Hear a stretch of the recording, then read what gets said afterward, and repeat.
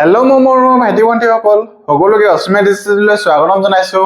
আমি যেহেতু class 7 মেথমেটিক্সৰ chapter 11টো আলোচনা কৰি আছিলো হয়নে?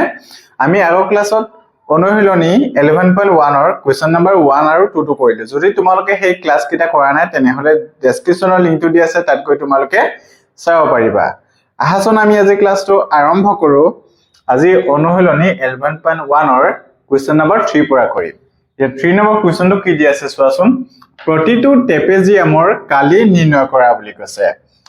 ইয়াত আমি কি উলিয়াব লাগিব? ট্ৰেপেজিয়ামৰ কালি উলিয়াব লাগিব।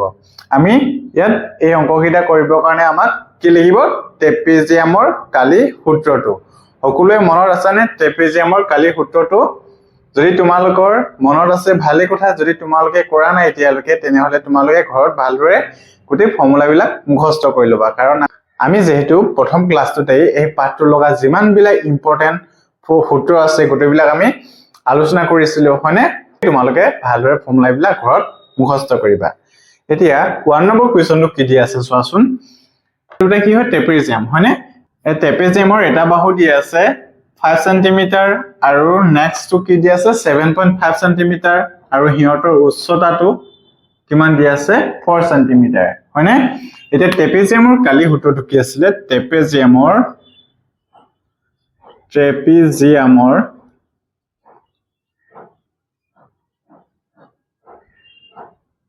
কালি সূত্ৰটো কি আছিলে? Half into h into a plus b আছিলে। এতিয়া হাফ ফৰ্মুলাটোত বহাই দিও। উচ্চতাটো কিমান আছে 4 সেন্টিমিটাৰ ইনটু a টো কিমান আছে 5 প্লাস b টো কিমান আছে 7.5। এতিয়া আমি 2 ৰে 4 কাটি দিব পাৰো। কেইবাৰ যাব? 2 ৰে 4 দুবাৰ যাব আৰু 5 আৰু 7.5 যদি যোগ কৰো তেতিয়া কিমান হ'ব? 7.5 আৰু 5 হাতে পাছে কিমান হ'ব? 12।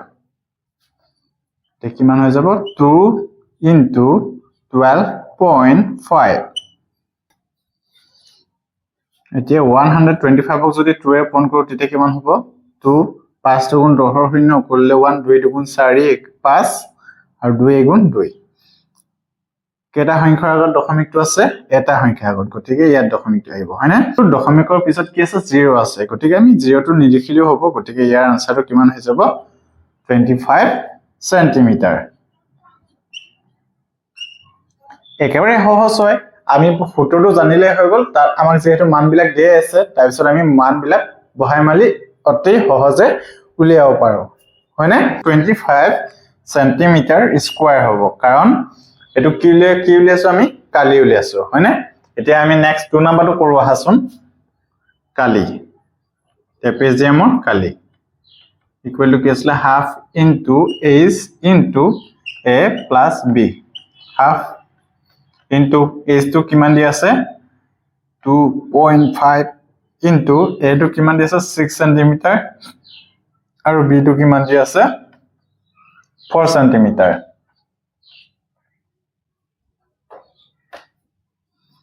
হাফ ইনটু 2.5 ইনটু 6 আৰু 4 যদি যোগ কৰো তেতিয়া কিমান হ'ব? 10। এতিয়া আমি 2 ৰে 10 কাটিব পাৰো। কেইবাৰ যাব? 5 বাৰ যাব। এতিয়া কিমান হৈ যাব? 2.5 ইনটু 5। এটো 25 ৰ লগত যদি আমি 5 পূৰণ কৰো তেতিয়া কিমান হৈ যাব? 125।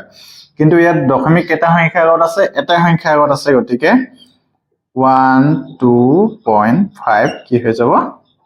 Centimetre square. আশা কৰো সকলোৱে 1 নম্বৰ আৰু 2 নম্বৰ কুৱেশ্যনটো বুজি পালা। এতিয়া আমি নেক্সট কুৱেশ্যন কিটা কৰো আহাচোন। এতিয়া আমি 3 নম্বৰটো কৰো আহাচোন। কালি ট্ৰেপেজিয়ামৰ কালি হয়নে? সূত্ৰটো কি আছিলে? Half into h into a plus b। Half into h টো কিমান আছে 2 সেন্টিমিটাৰ ইনটু a টো কিমান আছে 7.5 আৰু b টো কিমান আছে 3.5। এতিয়া আমি 2 কাটি দিব পাৰো আৰু আমি 7.5 আৰু 3.5 যদি যোগ কৰোঁ তেতিয়া কিমান হ'ব 0 হাতে তিনি কিমান হ'ব 10 11 হৈ যাব ইকুৱেল টু কিমান হৈ যাব 11 সেন্টিমিটাৰ স্কয়াৰ এতিয়া আমি নেক্সট 4 নম্বৰটো কৰো কালি equal to half into h into a plus b half into h to কিমান হ'ব 2.5 into a 5.5 plus 2.5 half into 2.5 into 5.5 আৰু 2.5 যদি যোগ কৰোঁ তেতিয়া কিমান হ'ব 5 5 10 কৰিলে 1 5 2 7 8 এটা কিমান হৈ যাব 8 এতিয়া আমি এইটক 2 ৰে কাটিব পাৰো তেতিয়া কিমান হ'ব 2 4 গুণ 8 আৰু আমি 2.5 ৰ লগত যদি আমি 4 টো পূৰণ কৰো তেতিয়া কিমান হ'ব এতিয়া আমি 25 ৰ লগত যদি 4 টো পূৰণ কৰো তেতিয়া কিমান হ'ব 25 into 4 4 5 গুণ 20 20 ৰ 0 কৰিলে 2 4 2 গুণ 8 9 10 কিমান হ'ব 100 2.5 আসলে নহয় ইয়াত কেটা সংখ্যা আগত দশমিক আসলে এটা সংখ্যা আগত গতিকে দশমিকটো ইয়াত আহিব ইকুৱেল টু কিমান হৈ যাব 10 সেন্টিমিটাৰ স্কয়াৰ গতিকে 4 নম্বৰ আনসাৰটো কিমান পালো 10 সেন্টিমিটাৰ স্কয়াৰ আশা কৰো সকলোৱে 3 নম্বৰ কোৱেশ্চন কিটা বুজি পালা এটা তোমালোকে এইকিটা কৰি লোৱা তাৰ পিছত আমি নেক্সট 4 নম্বৰ কোৱেশ্চন কিটা কৰিম এতিয়া 4 নম্বৰ কোৱেশ্চনটো কি দি আছে চোৱাচোন তলৰ দিয়া কেইটামান ৰম্বাসৰ ভূমি উন্নতি বা কৰ্ণ দুডালৰ দিশ দিয়া আছে বুলি কৈছে ইয়াত ৰম্বাসৰ কি দিয়া থাকিব ভূমি উন্নতি বা কৰ্ণ দুডালৰ দিশ দিয়া আছে বিভিন্ন সূত্ৰ ব্যৱহাৰ কৰি তালিকাখন পুৰোৱা বুলি কৈছে ইয়াত আমাৰ যিবিলাক খালি ঠাই আছে সেইবিলাক আমি তালিকাখন পুৰাব লাগিব বুজি পাছানে এতিয়া 1 নম্বৰ কোৱেশ্চনটো কি দিয়া আছে চোৱাচোন এডাল কৰ্ণ কিমান দিয়া আছে 10 সেন্টিমিটাৰ আনডাল কৰ্ণ কিমান দিয়া আছে 8.2 সেন্টিমিটাৰ যেহেতু ৰম্বাসৰ কেইডাল কৰ্ণ থাকে দুডাল কৰ্ণ থাকে মানে এতিয়া আমাক কি উলিয়াব লাগে ৰম্বাসৰ কালি এতিয়া তোমালোকে ৰম্বাসৰ কালি সূত্ৰটো ব্যৱহাৰ কৰিবা ৰম্বাসৰ কালি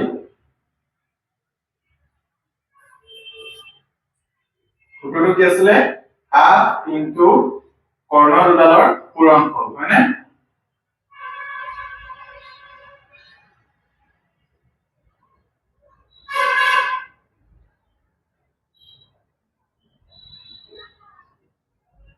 half into কৰ্ণ দুডাল কি দিয়া আছে 10 into এতিয়া কৰ্ণ দুডাল কি দিয়া আছে 10 into 8.2 সেন্টিমিটাৰ দিয়া আছে এতিয়া আমি 8.2 আৰু 10 যদি পূৰণ কৰি দিও তেতিয়া কিমান হৈ যাব 8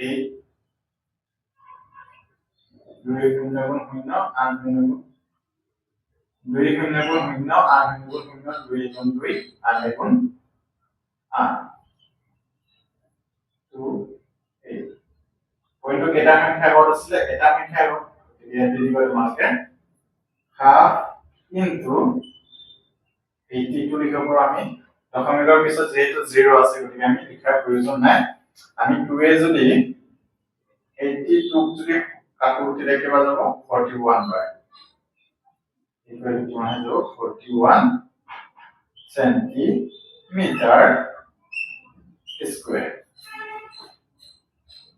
এতিয়া আমি নেক্সট 2 নম্বৰটো কৰো 2 নম্বৰটো কি আছে ভূমি দিয়া আছে 8 সেন্টিমিটাৰ উন্নতিটো আমাক উলিয়াব লাগে আৰু কালি দিয়া আছে 56 বৰ্গ মিটাৰ ৰম্বাসৰ উন্নতি উলিওৱা সূত্ৰটো কি আছিল উন্নতি ইকুৱেল টু